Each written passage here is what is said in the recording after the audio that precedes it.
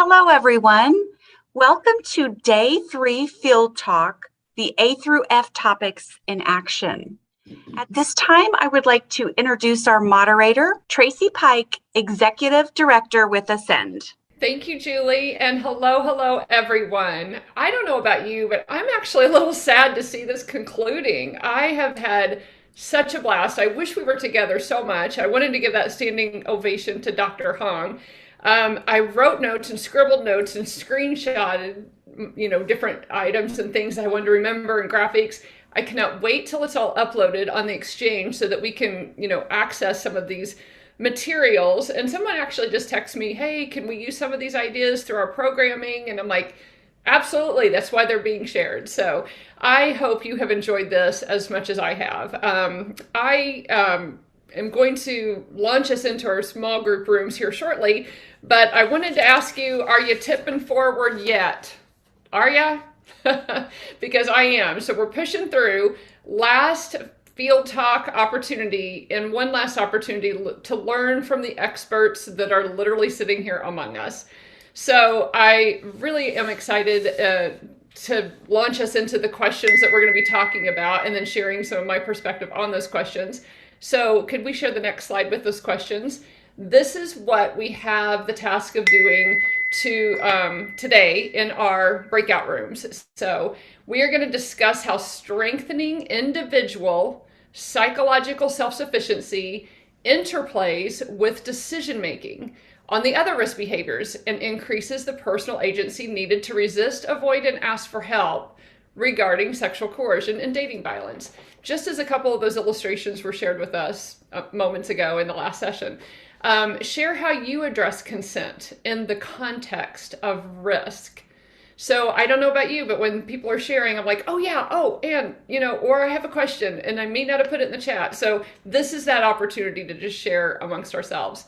Then we're going to share our best stories of how the SRE message transforms lives. We just want to be able to share. What does this mean to you? How has this impacted your life, and how has it empowered you to see the youth that you are teaching or reaching, or have any hand at moving forward the SRE message, which is one of pro-belief in this generation? How is that, strengthening you or your program, transforming lives, strengthening families, and increasing hope and resiliency in the youth you serve? I don't know about you, but when I'm seen in the community every once in a while, I run into people and they're like, oh my gosh, you're the sex lady, Nothing I ever strive to be one day, but knowing that anything I could have said at a short moment of their life literally impacted them so much that when they saw me in public, they wanted to say hey, and it's even more meaningful when they said, you changed my life. And I'm telling you, it is very fulfilling work. It is hard work. I'm very well aware. It's why I want to keep my foot in the classroom too, because I get my energy from young people. And let's face it, I am a teenager trapped in an old woman's body anyway. But I'm saying, wow, just so fulfilling. We don't, I think Terry White put it in the chat, you don't have to do this work. We get to do this work. And now we get to share our own experiences with one another. So we are going to launch into, I think, about 10 breakout rooms. Don't forget to identify who your spokesperson's going to be. And, because somebody will throw you under the bus if you don't speak up and you were appointed. And then, remember your room number. That was the other thing I wanted to say. And we will be swept over and swept back, but it's going to be a little bit shorter this time. So let's go ahead and do those intros by turning on our camera. It's just respectful. And then, doing a really quick, one word check in, how you feeling? And then we're just going to have a little shortened time for the sake of some closing remarks at the end. So I will see you on the other side and or in a breakout room. Thank you, everyone, for sharing in your rooms. We had such rich conversation in room 8 today. And we just left on this whole idea that if we had any, instigation into a light bulb moment for a student, what an honor and privilege. Love those share out stories. So for the sake of time, want to be diligent, let's go to breakout room number 1. could you identify your spokesperson, unmute yourself, and share your big takeaway? Awesome. I'm already unmuted. I'm excited For because they you. promised me hearts and hand claps in the chat. So I'm super excited. I'm super ready. Look at that. There they are. But just to really break down like embolitis for us, we talked about how Jason really acknowledged the point of like just planning with students and just ensuring that they don't get caught in a situation where now they make hormonal decisions. But just actually having a game plan, an action of attack. Bulleted two, planning for today, and also just making sure that, hey, they have exit strategies for if they are put in a situation. Bulletin three, keeping things relatable and relative. And these are for question one. Bulletin five, being sure to talk about perception versus reality. Because in today's world, there can be a lot of false perceptions or narratives created, whether it be by music, social media, or whatever is out there. And so just really making sure that knowing where they're coming from before you even move forward into trying to teach or facilitate that them. Then the last bulletin we had was just being sure to acknowledge the false narratives and false norms created, really using I've made this, I'll put this in our notes, team one, by the way, but just kind of reverse engineering things, working backwards in order to move forward. Sometimes can be one of the most impactful ways to make sure that they can actually not just hear you, but they're listening to you. It's like my grandma used to tell me, do you hear me or are you listening to me? And so just want to make sure they're listening. And so that's Great. team one. All right. Thank you. Very nice. Thank you so much. And you got claps. Did you see it? Woohoo! All right. Let's go to group number two. We're really short on time, so a minute or less. Big takeaway. Go for it. All right. We talked about consent and how it's delivered in class. And I really liked, I think Alan mentioned, well, I didn't hear this before, but they use a video by a local district attorney who discusses different cases that they've seen and answers some of the more challenging questions that students might face. And I think that helped some of us in the call because sometimes we get those challenging kind of questions that aren't quite answered with just the general guidelines for consent. I love I'd that. asked a question. I love that you're bringing in a community partner. That's innovative. Go ahead. Yeah, I asked a question just about feeling a bit challenged with how much content we have, particularly our dating violence lesson is not something we include in our core 4 or 5 day programming. And so we had someone, I forget his name, Mr. Grice, he had talked about just kind of wherever the students are hungry, where they're at, just make sure you're focusing on that and starting with them knowing themselves. Because if they don't know the value in themselves, they're not going to be able to tackle that lie, the fear of rejection in a moment. That might make them compromise their boundaries, which I really like that. And then several of us shared stories. I liked Sarah's story where she talked about how that light bulb moment where a student actually realizes that they can choose to stop being sexually active, which I know we've heard a number of times. So I appreciated that. Mm-hmm. All right. Alicia, did you want to add anything? Did Vincent do a significant he did a great job. Yeah. One of the things that we discussed at length is how to handle those tough questions. And so Vincent had actually brought up the point of, kids having sleepovers, opposite sex sleepovers, and how, parents are possibly allowing this as long as they're there, that type of thing. So we got to discuss how to handle those tough topics. Wow. And isn't that just the value of this, is getting to share those types of information and how they are being handled? So group number 3, thank you so much, group 2. Room number 3, who is your spokesperson?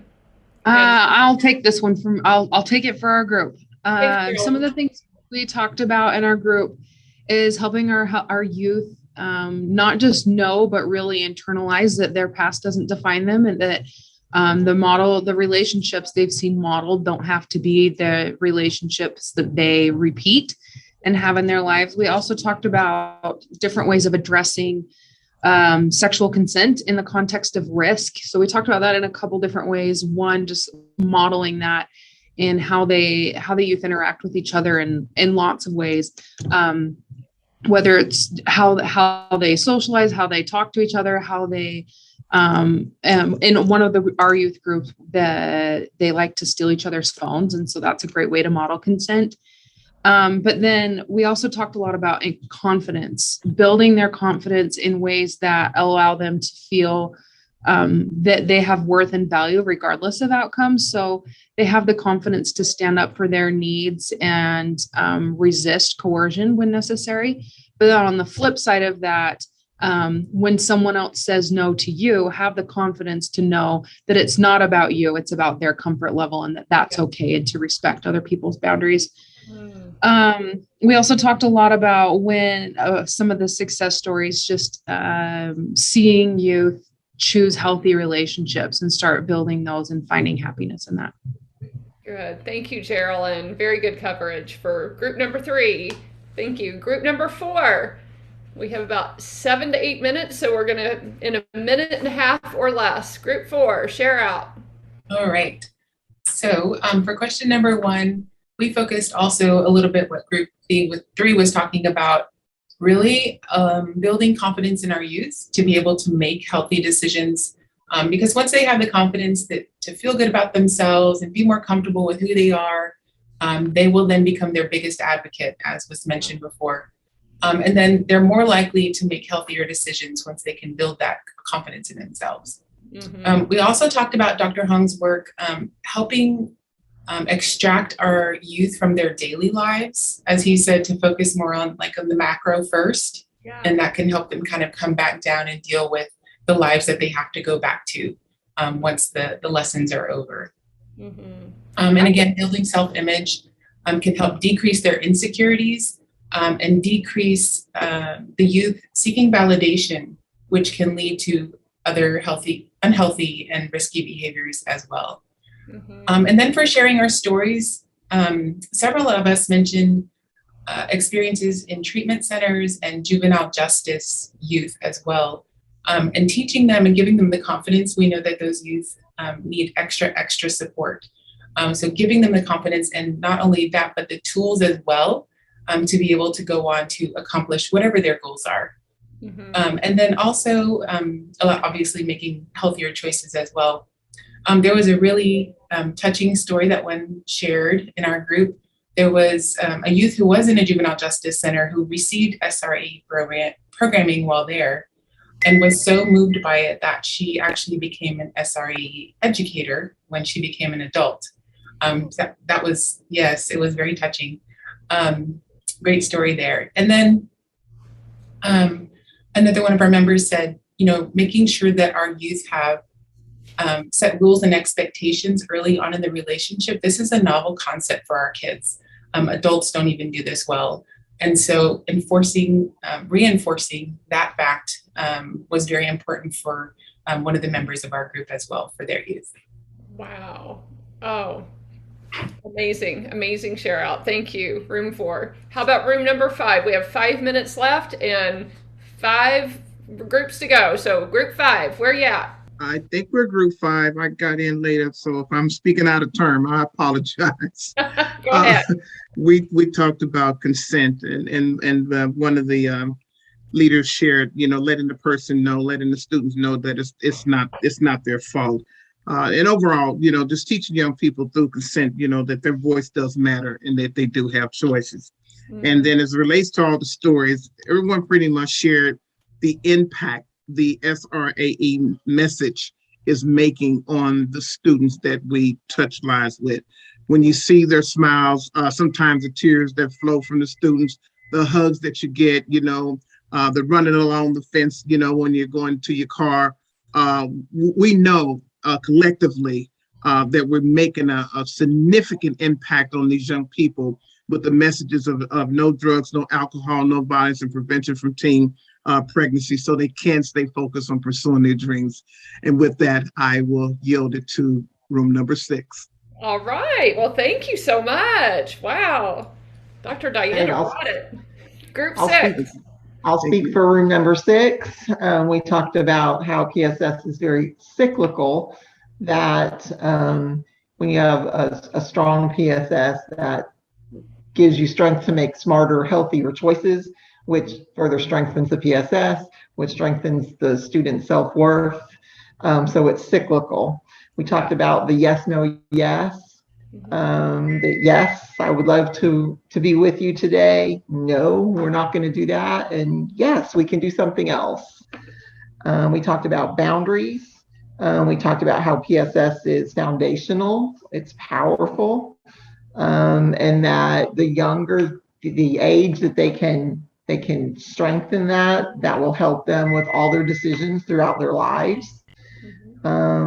We talked about, for question number 2, we talked about how we're not a sex ed class, we're more of a relationship class, and that we talk about not only abstaining from sexual activity, but all risk behaviors because they're all interrelated. So abstaining from sex, abstaining from drugs, abstaining from alcohol, all of that it's all interrelated. We did have some stories shared just about students wanting to return to our classes and how encouraging that is, and that we know we're making a difference when they want to come back to our class. One of our members talked about peer suaders, which was really good, and just talking about getting your story together now and deciding what you will and you won't do and making that known to other people. That's awesome. So, thank you, Christy. Thank you so much. Thank you. That's beautiful. How about number 7? We have 2 minutes. So give me your 30-second version of your big takeaway. That seems so rude. I hate to do that to you. That's okay. But time is not forgiving. Where are you, group 7? We had a lot of the same stuff that everybody else did, but probably the biggest takeaway was just helping these students believe in themselves and that they have a voice and they can learn how to use their voice to say no or to say yes or just to do whatever they need to. They matter, they have worth. There are people who care about them and believe in them. So that's probably the biggest thing. And the stories of hope were basically that even as crazy as the last couple of years have been, we've had students really step up and continue to maintain these relationships with each other and with their instructors. A friends and family campaign of YouTube videos and that kind of thing. It's just great what they're doing out there. So that's us. It's such an honor to be a part of it, isn't it? It is amazing. Group number 8, where are you at?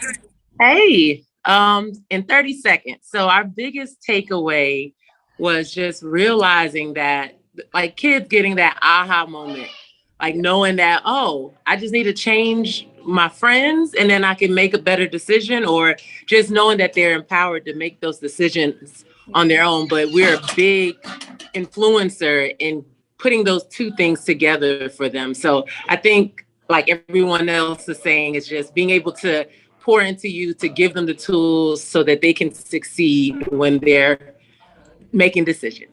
Yes, it's a privilege to be a part of the aha moment, isn't it, Santa Boo? Thank you so much. How about group number 9? In regards to consent, we talked about starting with defining consent and sharing examples related to our experiences, and also emphasizing the importance of refusal skills.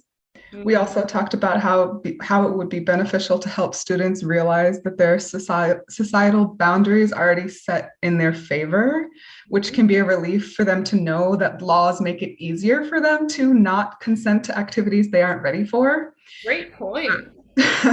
We also talked about how testimonials from other students can be helpful, and hearing other students' experiences and their positive experiences with going home and having these conversations with their parents can cause a ripple effect. And so by allowing them to share their experience with other students, they can inspire each other as peers.